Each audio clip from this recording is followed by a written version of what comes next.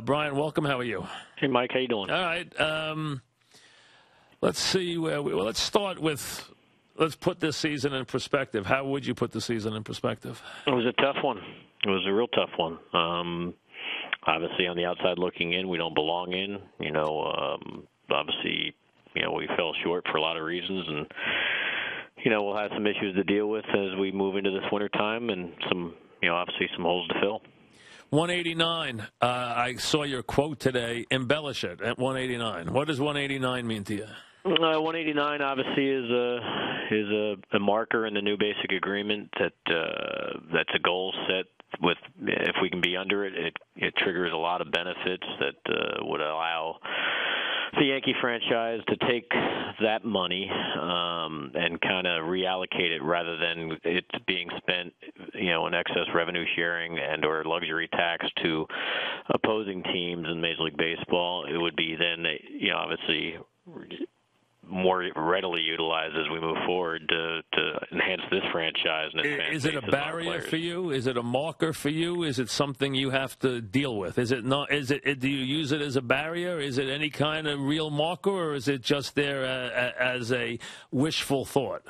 It's a goal. Hal Steinbrenner has addressed it now twice, once in Major League Spring Training and once at the owners' meeting with our press corps, that it's a goal that there are some significant benefits that, again, taking that excess money that would, normally be lining pockets of opposing teams, the benefit would be to retain that money and be able to utilize it for ourselves as we move forward to push towards the directions necessary to improve this franchise. But it's a goal, not a mandate, and it's one of those situations where if opportunities do present themselves that we deem can't be something that's we shouldn't pass up, then he'll blow by that goal.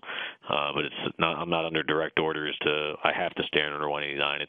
But I am under directives of, hey, the 189 would be a nice goal if we can achieve that, because it could trigger a lot of different things that'll benefit this franchise and our fan base moving forward. So it just depends on how and what presents itself over the coming next 12 months, essentially. Cash and you haven't had a chance, I'm sure, to digest and have all your meetings yet and deal with all this stuff yet, but does not making the playoffs, do you expect that to change your marching orders from ownership?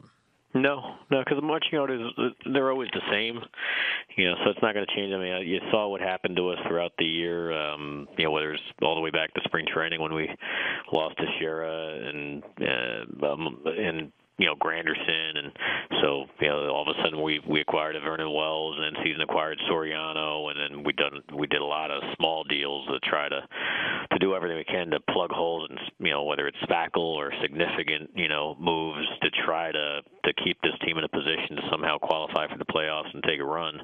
So they never pulled back on the reins. Instead, if anything, they kept pushing forward and saying we got to find ways. It just wasn't as many available options as you saw. The deadline was much quieter than normal, but we've set records this year in terms of roster turnover, and that's reflective of their intent and reflection of their obviously philosophy of win at all costs.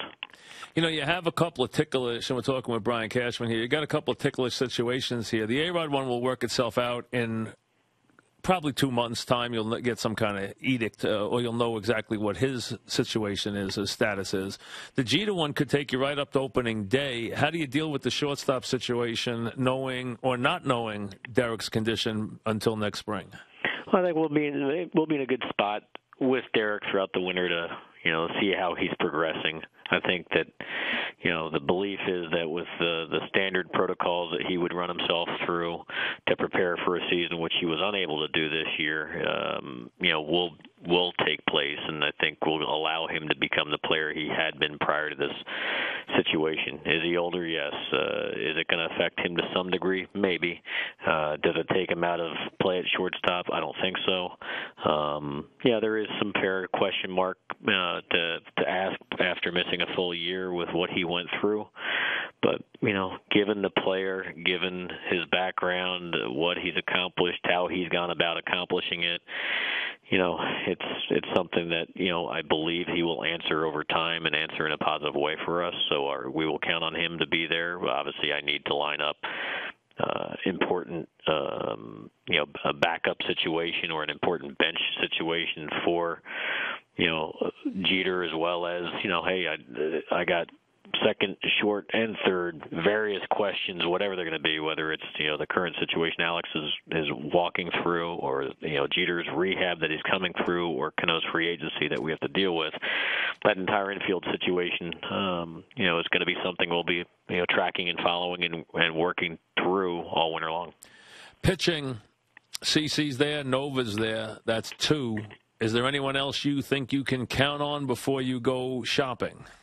I don't know if it's fair to say count on, to be quite honest. We'd love to have Kuroda back. I don't know, how that's going to resolve, but under control guys like you're talking about, right. CeCe and Nova. Right. After that, Pineda, can you count on Pineda? No. Well, he's under control, but I wouldn't say it's fair to count on him. He finished healthy.